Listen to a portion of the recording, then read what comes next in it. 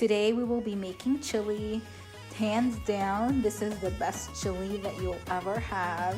It is so good to eat on its own as a stew or make it for a party or a potluck as a dip. Stir in some cheese and eat it with chips. It is such a crowd pleaser and it's very, very delicious and also quick and easy to make. So let's get started.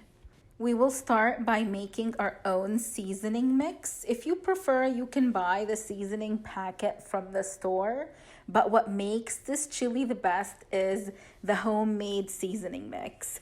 We will need 1 tablespoon of onion powder, 1 tablespoon of garlic powder, 1/2 to 1 teaspoon of crushed red pepper flakes, depending on how spicy you like it. Here we will start with 1/2. You can always start with 1/2 and add a little bit more. 1/4 teaspoon of ground black pepper, 2 teaspoons of salt, 1 tablespoon plus 1 teaspoon of chili powder, 2 teaspoons of ground cumin, 2 teaspoons of sugar, 2 teaspoons of dried basil, 2 teaspoons of dried parsley, and finally we will mix all these spices with 1/4 cup of all-purpose flour.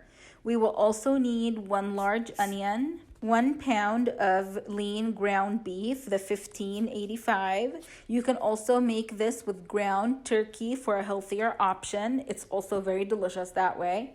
Lastly, we will need 1 can, which is 15 ounces of cannellini beans or white kidney beans, 1 can of red kidney beans, 1 can of pinto beans, 1 can of black beans, 1 can of sweet whole corn kernels, and 2 cans, 15 ounces each, of the petitie diced tomatoes. And our last ingredient is 2 tablespoons of some cooking oil. You can use any oil that you have on hand to saute the onions and the meat with. Start by preparing the seasoning mix, and all you have to do here is mix all of the spices with the flour. Put it all in a bowl large enough where you can comfortably mix it without it spilling over. Then mix it very, very well until it all looks uniform. It looks like it's well mixed. And most importantly, make sure that there's no clumps of flour. You can use a spoon or a fork to mix it until you make sure that it's all nice and uniform without any clumps. Now set it aside and let's start working on the chili.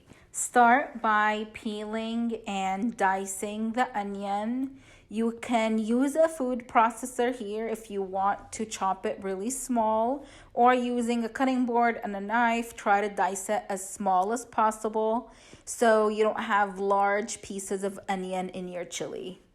Over medium-high heat, heat 2 tablespoons of cooking oil until they're nice and hot, then add in the onions and saute until they are translucent in color, which will take about 5 minutes. By the way, this is going to be a lot of chili. Here we're using a 5.5 quart stock pot and it will fill up the entire thing. Usually I only make this recipe if I have a potluck or a party to go to and I can take it with me as an appetizer, or I make the entire thing and I split it in half with my sister. This recipe also freezes really well, so you can make the entire thing and freeze half of it for another day. Make sure that you are stirring the onions frequently so they don't stick and burn.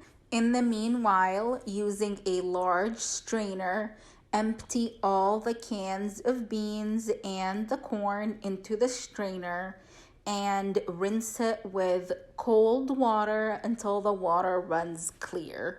Now that the onions have a nice golden color and are translucent, add in the meat, breaking it up with your hands as much as you can.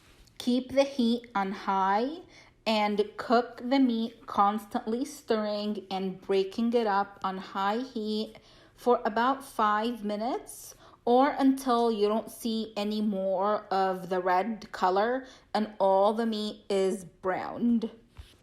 Once the meat is all browned, if you see any large chunks, make sure that you break it up with a spatula or with a wooden spoon. Continue to break it up as much as you can until all of it is smaller pieces. And once the meat looks like this, go ahead and sprinkle the seasoning mix that we made earlier all over the meat and mix it together and saute for 1 minute. Continue mixing and sauteing until all the meat is coated with the seasoning mix evenly. Now add in the 2 cans of diced tomatoes. Make sure that you're adding all the juice from the cans as well. Give that a quick mix with the meat. Then add in the beans that were washed and drained, and also the corn.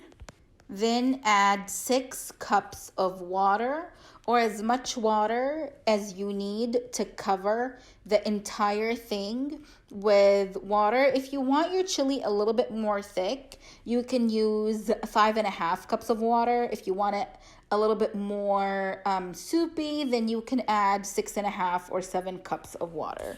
But I find that 6 cups of water is just the perfect consistency. Bring the whole pot to a simmer, and once it comes to a simmer, give it a mix, then cover it and allow it to simmer on medium-low heat for a total of 25 minutes, stirring occasionally. 5 minutes have passed, and as you can see here, the chili is simmering.